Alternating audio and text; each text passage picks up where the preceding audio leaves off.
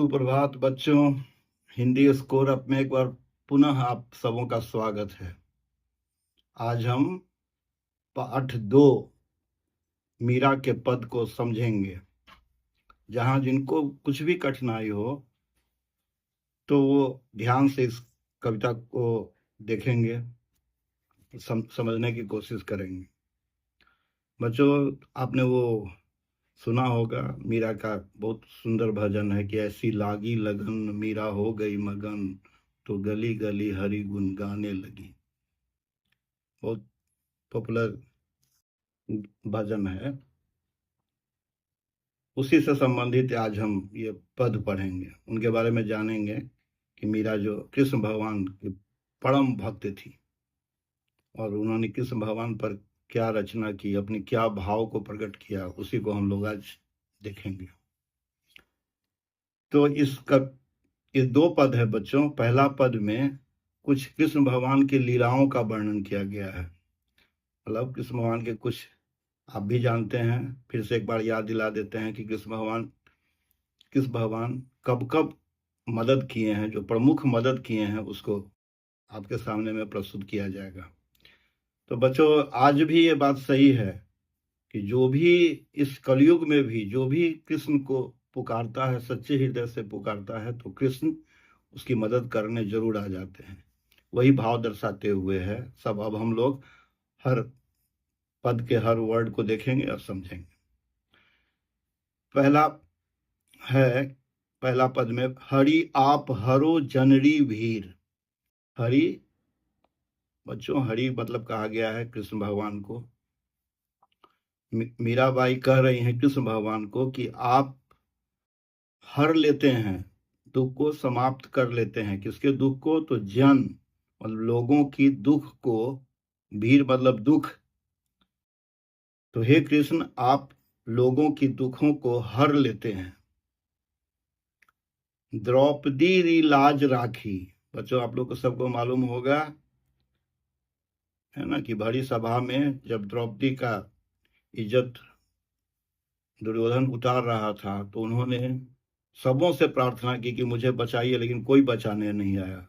तो जब वो सच्चे हृदय से कृष्ण भगवान को याद की तो कृष्ण भगवान उनकी लाज को बचा, उनकी इज्जत को बचाया। कैसे बचाया? तो आप बढ़ायो चीर। दुशासन उनका साड़ी खींच रहा था, लेकिन भगवान जो है चीर, मतलब चीर का अर्थ होता है वस्त्र। साड़ी बढ़ाते जा रहे थे, बढ़ायो, आप बढ़ायो चीर। साड़ी बढ़ाते गए। इस प्रकार उन्होंने द्रौपदी की लाज राखी। दूसरी कहानी है, आप लोग सब लोग जानते हैं, प्रहलाद की कहानी, होलिका दहन के बारे में सब लोग जानते हैं कि हिरण्यकश्यप का पुत्र थे प्रहलाद। तो हिरण्यकश्यप ने तपस्या करके एक ऐसा वर प्राप्त किया था कि मैं कभी नहीं मरूं। ऐसा उन्होंने मांगा था कि न मैं दिन में मरूं, न रात में मरूं, न आकाश में मरूं, न पाताल में, पृथ्वी पर मरूं, न आकाश में मरूं, न अस्त्र से मरूं। और उसके बाद उसने हिरण्यकश्यप अपने आप को भगवान समझ लिया, लेकिन उनका पुत्र प्रहलाद को विष्णु भगवान में बहुत आस्था था, उनका पूजा करता था। तो जब उस हिरण्यकश्यप को पता चला इस बात का, तो उसने उसको मारने की बहुत कोशिश किया। होलिका दहन में जलाने की कोशिश किया, लेकिन भगवान वहां बचा दिए। एक बार उसको ऊपर पहाड़ से फेंक दिया, फिर भी भगवान बचा दिए। अंत में उसको मारने के लिए तैयार हो गया। तो अब उसने वरदान मांगा था कि न मुझे मनुष्य मारे, न मुझे जानवर मारे। तो इसीलिए यहाँ पर कहा गया से कि भगत कारण, भगत मतलब भक्त के कारण, आपने नरहरि मतलब नरसिंह का रूप धारण किया। धरियो आप शरीर, आपने नरसिंह का शरीर धारण किया। तो बच्चे जानना है कि है ना कि न मनुष्य मारे न जानवर मारे, इसीलिए उन्होंने सिंह का रूप और शरीर जो है सो नर का धारण किया। और न आकाश में मारे न धरती पर मारे, इसलिए उन्होंने जांग पर रखा। न कोई अस्त्र मारे, इसलिए उन्होंने नाखून से उसका संहार किया। तो वही कह रहा है कि भक्त के कारण आपने नरहरि का रूप धारण किया और उसकी रक्षा की, प्रहलाद की रक्षा की। तीसरी कहानी है ना, एरावत हाथी गजराज कहा जाता है, इंद्र क्या है वो, एक बार जो है सो मगरमच्छ उसको पकड़ लिया था और उसको पानी में खींचते जा रहा था, खींचते जा रहा था। तो जैसे मैं बताया कि भगवान को जब सच्चे हृदय से अगर कोई प्रार्थना करता है तो भगवान उसकी मदद करने चले जाते हैं। जब देखा कि अब हम कोई नहीं बच पाएंगे तो उन्होंने भगवान को याद किया और भगवान ने बुढ़तो मतलब बहते हुए, पानी में बहते हुए गजराज की राखियों काटी कुंजर पीर। कुंजर का मतलब भी बच्चों होता है हाथी, और पीर मतलब दुख। तो हाथी का जो कष्ट है उसको भी आपने काट दिया। तो ये 3 उदाहरण देते हुए लास्ट में अंतिम में दासी मीराबाई कहती है कि आपकी दासी लाल मतलब प्रभु, गिरधर आप कृष्ण भगवान है, हरो महारी भीर, मेरी जितनी भी कष्ट है, दुख है, जैसे आपने सबों की रक्षा की, सबों के कष्टों को दूर किया, उसी तरह से मेरा भी कष्ट को दूर कीजिए। अब हम लोग बच्चों दूसरे पद में आएंगे। इसमें मीराबाई कृष्ण भगवान से कह रही हैं कि आप मुझे अपना दासी बना लीजिए, आप अपने नौकर बना लीजिए। क्यों? क्योंकि मैं आपका दर्शन करना चाहता हूं। तो देखिए अब हम लोग दूसरे पद में, श्याम मतलब कृष्ण भगवान को श्याम कहा जाता है, महाने मतलब मुझे, चाकर मतलब नौकर, राखो जी मुझे नौकर रख लीजिए। गिरधारी लाला कृष्ण भगवान को कहा गया है कि हे कृष्ण भगवान, महाने चाकर राखो जी, मुझे अपना दासी बनाकर, नौकर बनाकर रख लीजिए। चाकर रास्यो बाग लगास्यो, नित उठ दर्शन पास्यो।